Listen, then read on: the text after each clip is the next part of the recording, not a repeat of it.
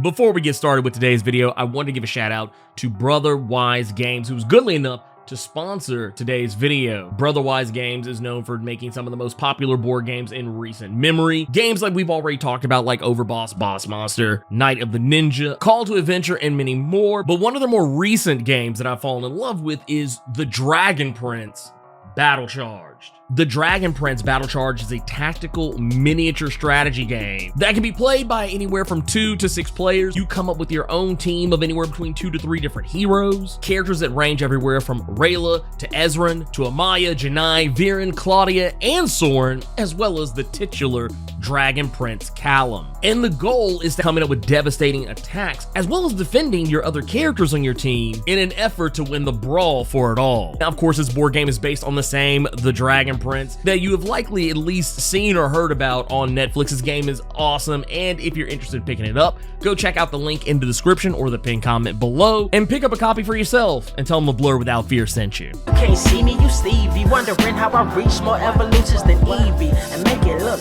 easy. What is up, Earth's mightiest subscribers? It's Blerd Without Fear.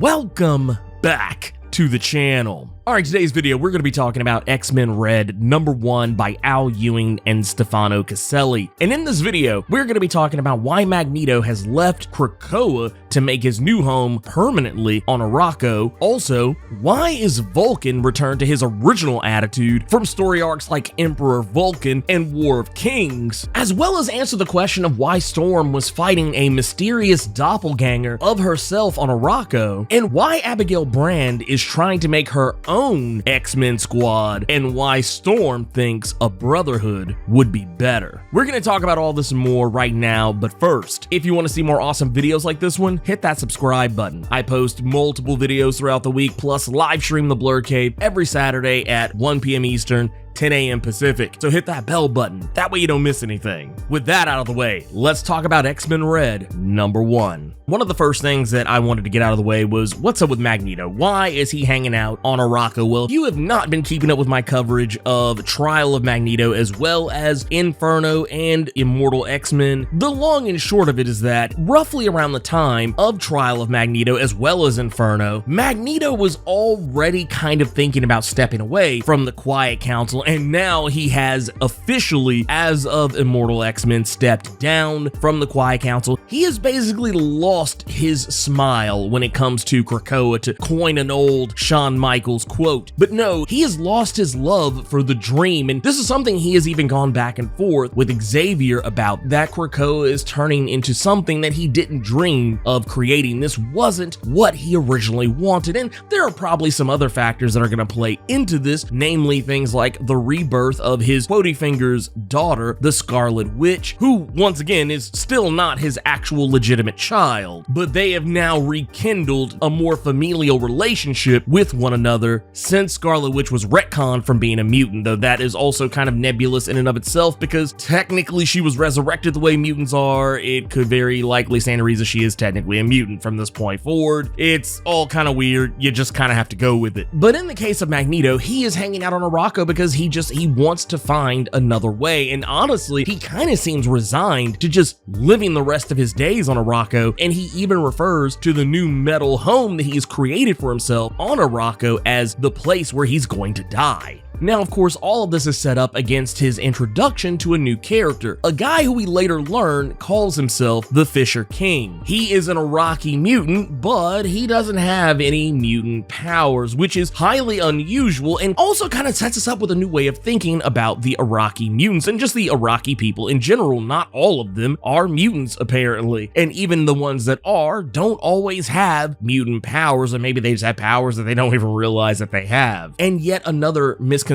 that is cleared up for us when Magneto meets his character is that Iraqi don't necessarily view admitting weakness as weakness. The Fisher King even says so himself, because when he asks Magneto if he wants to talk about what's bothering him, Magneto just assumes that, oh, well, I thought the Iraqi viewed talking about weakness as weakness, but the Fisher King reveals that no, talking about weakness is not weakness. Admitting that you have a weakness is the first step to getting rid of that weakness, to curing it. And And this isn't the only time we hear something like this said. There is at another point in this comic where a character by the name of Kobach Neverheld reveals something kind of similar, even admitting out loud that they had lost the love of their life to the vial and that they literally cried for a year, and since that year, they had shed no tears since. This is something that may strike people as unusual considering what we have learned about the Arakko up to this point. They all kind of seem to act as though strength above all else is what matters, that weakness is the ultimate sin, but that's one of the things that never gets talked about is how they actually feel about handling weakness. It's not something that they treat as though, oh, you've admitted weakness, now clearly you are lesser than me. No, it's actually an opportunity to grow, and I like that they actually, despite being a very aggro, warlike people,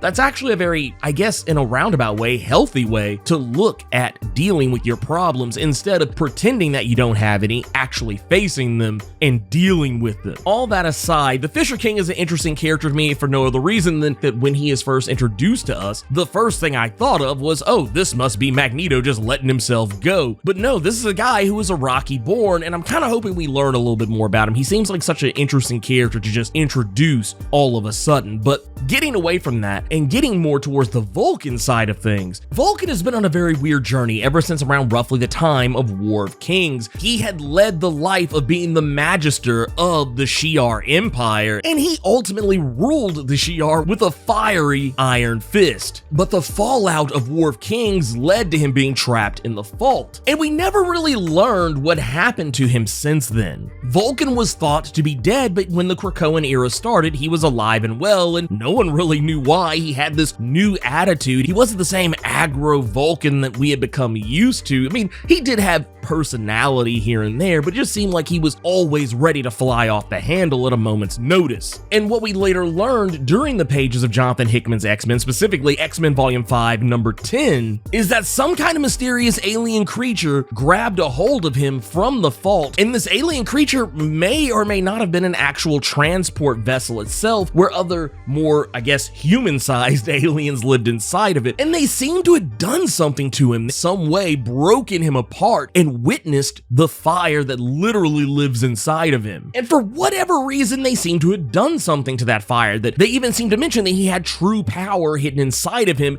and that he was a broken host. And not only broken, but twisted. And we never really learned where they were going with this story. It was never addressed again. Vulcan never appeared in another, X-Men comic, at least not X-Men proper. He appeared in little issues here and there in other X-Men adjacent stories, but this storyline was never addressed in any way, shape, form, or fashion since then. And yet here, we're reintroduced to Vulcan, and Vulcan, it seems to be back to his old War of Kings ways. He's running around talking about how he is the rightful Magister of the Shi'ar Empire, and he's angry that a dignitary from the Shi'ar Empire doesn't recognize his face. He feels disrespected, and more importantly, he wants to be king yet again, even going on about how he is willing to kill whoever is the current Magister, noting that Xandra, Xavier, and the late Empress Lilandra's daughter, he recognizes that she is the current Magister, and he even seems like he's willing to kill her as well. There is even a mention that something has happened with Petra and Sway, two of the other mutants who were trapped on Krakoa with him that we learned about during Deadly Genesis. We don't really know exactly what it was that happened to him. They're just kind of mentioned in passing. Cable just kind of throws it out there, never really addresses it beyond that. He just says that it's a long story and he's no longer welcome at the Summer House, which is likely why he's not been seen there lately. But whatever it is, it makes me wonder, because the last time we saw Petra and Sway alongside Vulcan, they all kind of seem to be on the same page. They seem like they were still close with one another. So whatever it is something either romantically related, or he did something to them that he can't take back, or maybe it's a combination of the two. Something tells me that somewhere deep down in this, Al Ewing is going to address those plot threads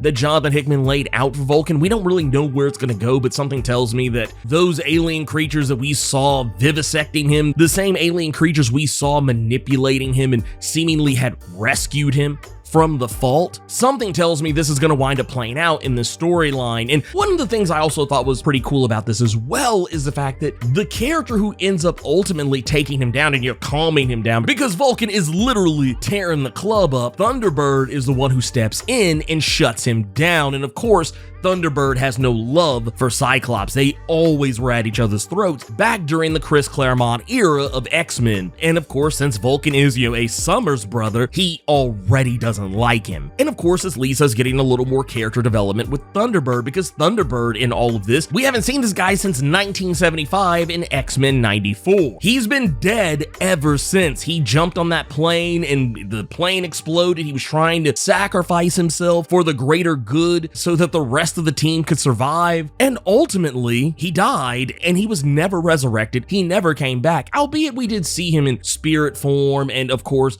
during instances where people were temporarily resurrected, he was brought back, but he was never officially back 100% alive and able to have his own agency. And right now he is pissing off all the wrong people, because not only is he getting into it with Vulcan, but he's even starting shit with Cable, even though Cable isn't really trying to do anything to him. The thing I find interesting about this is that Vulcan and Thunderbird are these characters who were always kind of written, not always 100% of the time, to be angry, but they always seem to get angry at the drop of a hat. It really took nothing for either one of these characters to be mad about something and to misdirect that anger at the wrong people. Now, of course, this won't be the last we see of either Vulcan or Thunderbird, and I'm also kind of thinking about what's the over-under on how long it takes before Thunderbird and Vulcan become best friends, because they're so much alike, almost too much alike in terms of attitude. Whereas Vulcan is more of a privileged anger because he feels like he is supposed to be king, so he is going to be king, and he doesn't care who he has to step on to make that happen, even saying that, yeah, every Summers has to kill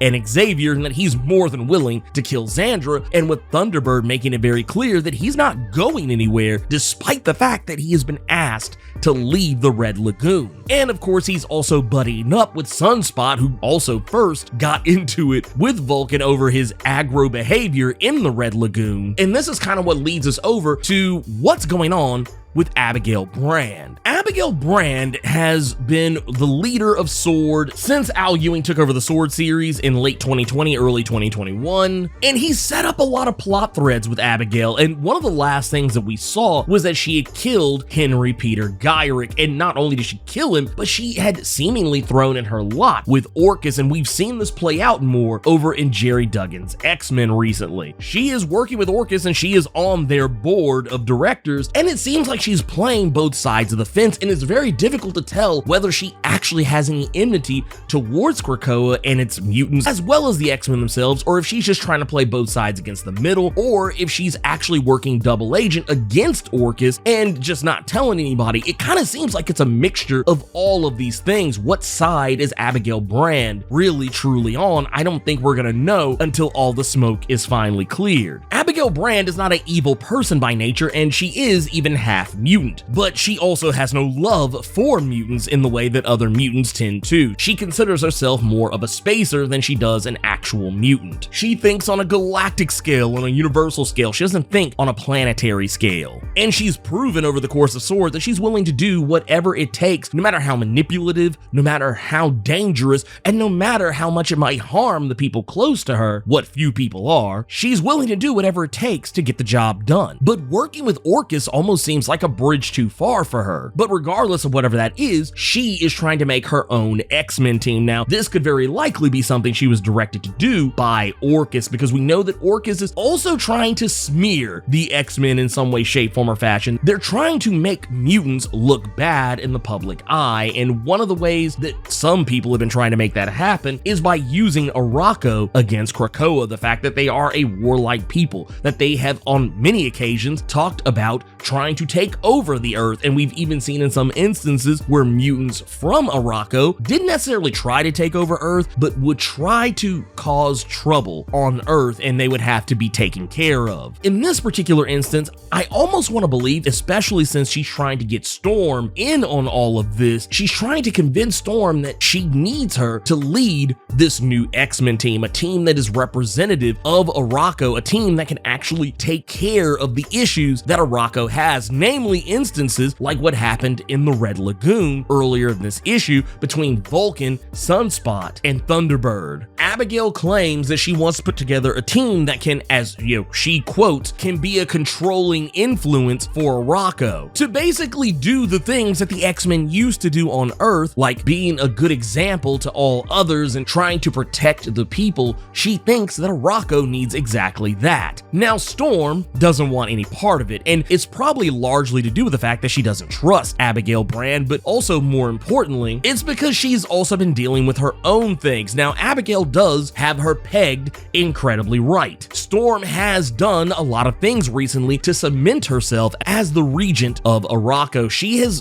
done a lot. She has fought tooth and nail against some of Arakko's strongest mutants. She is trying to change her way of thinking without changing herself entirely so that she can adapt to this new place that she has now found herself in, and more importantly, she's finally starting to realize that she has become distracted by the power. This is echoed by something that began in Sword number 8, going back to this point where we witnessed the first time Storm was fighting against herself, a more malicious version of herself, I might add, one that accused Storm of not recognizing her as being her true self, and now we've learned in this issue what exactly was going on here. It seemed like such a strange thing that she was fighting herself on Arakko, but what she was actually fighting against was a character by the name of Nameless, referred to as the shapeshifter queen, and when Storm fought for the seat of Arakko, this was the last person she faced off against. She did battle with Nameless, and Nameless took on the guise of Storm, and not only did she take on Storm's appearance, she also took on Storm's ability to manipulate weather the same way Storm does. Nameless calls out Storm for not recognizing who she truly is on the inside, that she's not the person that she's trying to appear to be to the Iraqi people, even going as far as to saying that she is seduced by power and status. Storm does eventually end up subduing Nameless, but Nameless wants Storm to finish the job, that you can't do this without getting blood on your hands. And Storm, while she's trying to do things the old way, the old X-Men way of giving people an opportunity to be better, giving people an opportunity to surrender,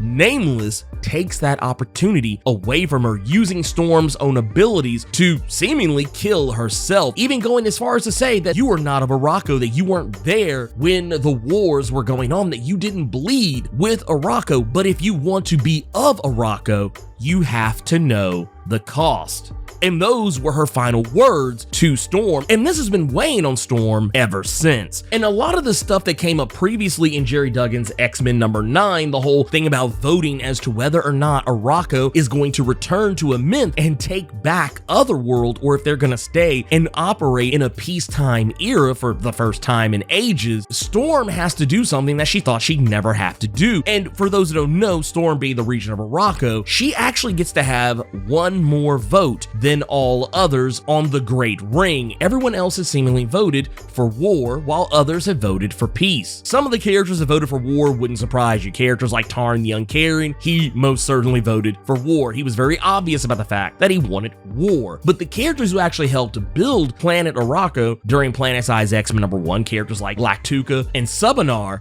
they actually voted for peace, as well as some other characters had voted for it as well. But Storm actually used her extra vote because she also gets to be the voice of Arakko, not just the regent. She used her second vote to break the tie that would give them peace, while Iska the Unbeaten had abstained. And it was later explained that the reason why she abstained from her vote wasn't necessarily because she thought she would lose. Her mutant power basically precludes her from being able to lose, but it's not a power she likes to use recklessly. She also seems to be one of those types of people people who wants to see how all this is going to ultimately play out. She wants to see exactly what Storm is going to be able to do with this newfound peace talk, no matter how dismissive she may seem to be acting about it. But in the end, this has made Storm realize that she does not like the idea of wielding all of this power and having all of this responsibility, because no matter what move she makes, she always feels like she's making the wrong decision. She wants to go back to a time when things were more simple, that she could do something about the things around her without having to deal with democracy or diplomacy. Not only that, but she misses how good it felt to do things that were right just because they were right, and she ends up ultimately destroying the throne of Arakko, saying that there are greater things to be than a queen. And this is also in reference to the fact that not only was she queen of Arakko, not only has she been queen of Wakanda, but she is also a goddess. And while Sunspot has come to Magneto with the idea of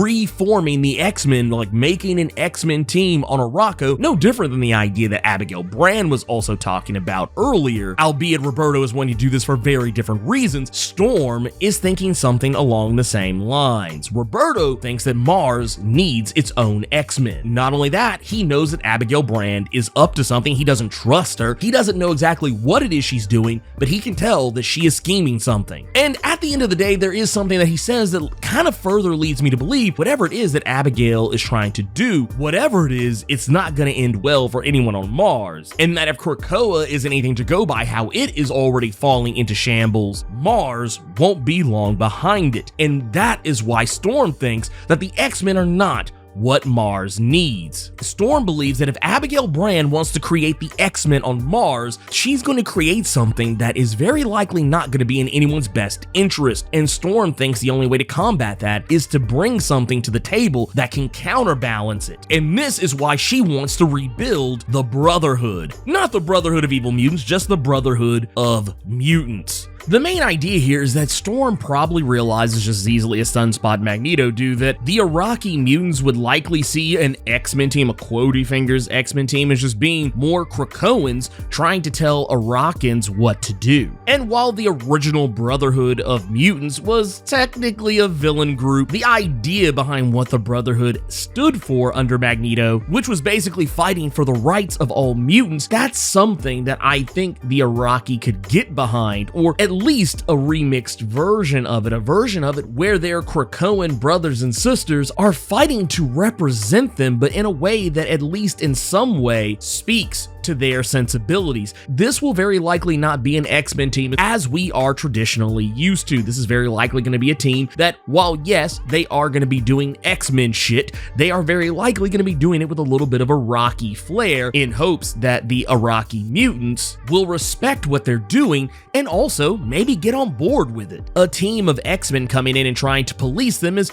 very likely not the way. But a Brotherhood of Mutants who understand that sometimes you gotta do dirt to get shit done, that's a team that I think Arakans could get behind. We can already tell that Sunspot and Magneto are going to be on board with this and that they will likely be a part of her team. She will very likely be leading this team of X-Men. And I think it's also safe to say that we will see characters like Vulcan and Thunderbird also join this team as well. And of course, we'll see Abigail Brand around. I'm pretty sure that things will pop up with her here and there. Cable will also likely, maybe possibly show up on this team from time to time, because he and Abigail Brand are not in any way, shape, form, or fashion the best of friends. They don't even really work that well together. Abigail is just kind of playing along to keep him close. That way he can't interfere with her plans. But Cable, very likely being from the future, very likely knows there's something up with her, even if he doesn't know exactly what that is. But anyways, I love what they're doing here, what Al Ewing is doing, setting up Storm for greatness, making her the leader of this team, putting her in a position where she can lead a team that is, well, for one, yeah, it's the X-Men. I mean, yeah, even though they're going to call her Brotherhood, this is technically the X-Men, just kind of how those things go. But this actually takes me back to all the other times in life that Storm has been a leader of a team and how well it's usually always worked. Storm has been a leader of the X-Men off and on for a very long time. And I'm not going to lie, some of this actually kind of gives me extreme X-Men vibes, albeit minus the whole investigative aspect of that. But whatever is going on here, I'm in for it, I'm here for it, and I can't wait to see how this plays out. But anyways, let me know what you thought about X-Men Red #1. Keep it plus ultra